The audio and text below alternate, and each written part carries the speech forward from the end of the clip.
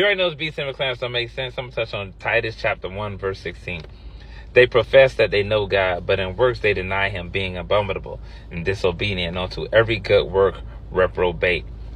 This happens with a lot of individuals that you will come across in your life. People in your family, friends, doesn't matter. They claim they go to church every Sunday, which they don't even celebrate the Sabbath day. They continuously go to Bible study, but they're not learning anything.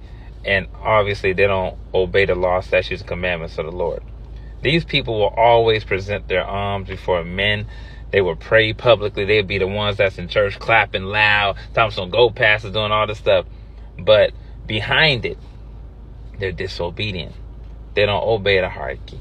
They don't obey anything that the Lord is telling them to adorn themselves in such a way that is presentable to the Lord. Be one to show yourself approved.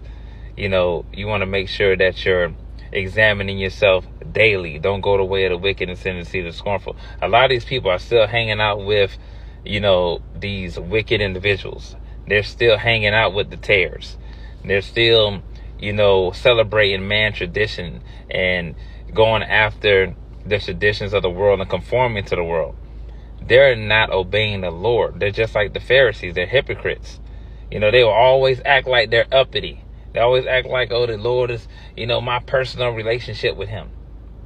But then when you look at what they're doing, remember, know a man by his fruits. Know a man by what they have done throughout their life and what they have sold into. And that's why he said, test every spirit. You got to have discernment. A lot of these people will always present themselves in such a way. But remember, even Satan disguises himself as an angel of light. So you got to be able to look beyond the surface. And remember, just like Christ continuously confronted and had these back and forths with these Pharisees, with these hypocrites, they always wanted to make themselves seem righteous. And the Lord even said, don't be overly righteous.